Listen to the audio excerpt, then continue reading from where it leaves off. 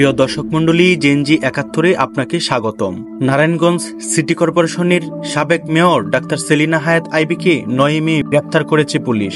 নারায়ণগঞ্জ শহরের দেওবুক এলাকার নিজ বাসভবন চুনকা কুটির থেকে তাকে গ্রেফতার করা হয়। আইভীর বিরুদ্ধে নারায়ণগঞ্জের সিদ্দিরগঞ্জ ও ফতুল্লা থানায় হত্যা ও হত্যাচেষ্টা সহ মোট ৬টি মামলা রয়েছে। এই মামলাগুলোর মধ্যে সিদ্দিরগঞ্জ থানার দায়ের করা একটি হত্যা মামলায় তাকে গ্রেফতার দেখানো হয়েছে। গ্রেফতারের সময় আইভীর বাসার সামনে শতাধিক সমর্থক জড়ো হন এবং পুলিশকে বাধা দেওয়ার চেষ্টা করেন। তারা রাস্তায় বাস, ঠেলাগাড়ি ও ভ্যান গাড়ি ফেলে সড়ক অবরোধ করেন। এ সময় মসজিদের মাইকে ঘোষণা দিয়ে আরও মানুষকে জড়ো হওয়ার আহ্বান জানানো হয়। আইভীকে গ্রেফতারের পর পুলিশ তাকে নিয়ে যাওয়ার সময় নারায়ণগঞ্জ শহরের বিবি রোডের কালীর বাজার মোড়ে পুলিশের গাড়ির উপর হামলা হয়। এ সময় র্যাব ও পুলিশের গাড়ি লক্ষ্য করে ইটপাটকেল নিক্ষেপ ও ককটেল বিস্ফোরণ হয়। এতে পুলিশের 2 সদস্য সহ 5 জন আহত হয়। গ্রেফতারের সময় আইভীর প্রতিক্রিয়া শুনুন তার নিজের বক্তব্যে। ঠিক জানি না কেন আমাকে নিয়ে যাওয়া হচ্ছে, যেহেতু আমার এখানে প্রশাসন এসেছে এবং ওনারা বলেছে যে আমার বিরুদ্ধে ওয়ারেন্ট ইস্যু করা হয়েছে, যদিও তারা আমাকে ওয়ারেন্ট ইস্যুটা দেখাতে পারে নাই, কিন্তু আমি আইনের প্রতি শ্রদ্ধাশীল হয়ে আমি তাদের সাথে যাচ্ছি। আমি দুঃখ প্রকাশ করছি যে তারা রাত্রেবেলা এসেছে, আমি রাত্রেবেলা বেরোতে চাই নাই, তারা সারা রাত আমার এখানে ছিল প্রশাসনের লোকজন, এই জন্য আমি দুঃখ প্রকাশ করছি যে আমি ওনাদের কষ্ট দিয়েছি। আপনারা দেখেছেন যে আমার মহল্লার লোকজন তারা এখানে সারা রাত অবস্থান নিয়েছে। আমি আমার এলাকাবাসীকে, মহল্লাবাসীকে ধন্যবাদ দিতে চাই তাদের এই ভালোবাসার কারণে, যে আপনারা কোনো শৃঙ্খলা আচরণ করেন নাই, শান্তভাবে। আমি আপনাদেরই সন্তান, আপনাদেরই মেয়ে, আপনারা আমার প্রতি যে শ্রদ্ধা, ভালোবাসা, সম্মান দেখিয়েছেন, আমি আজীবন আপনাদের এই ভালোবাসা, শ্রদ্ধা, সম্মান মনে রাখবো। আমার এলাকাবাসী জানেন যে আমি আলী আহমদ চুনকার সন্তান। আমার বাবা সাম্যের রাজনীতি করেছে, দলমতের ঊর্ধ্বে উঠে রাজনীতি করেছে। আমি আলী আহমদ চুনকার সন্তান। আমার যদি অপরাধ হয়ে থাকে জয় বাংলার, জয় বঙ্গবন্ধু বলার কারণে, তাহলে আমি সেই অপরাধী হতে চাই। এই জন্য যদি আমার বিচার হয় তাহলে বিচার হবে।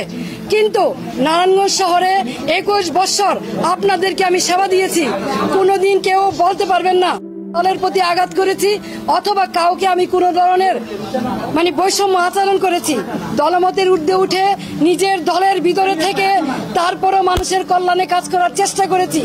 বিরোধ সত্য, মতভেদের সত্য, এই শহরের নারায়ণগঞ্জবাসীর জন্য এমন কোনো জায়গা নেই যেখানে প্রতিবাদ করি নাই।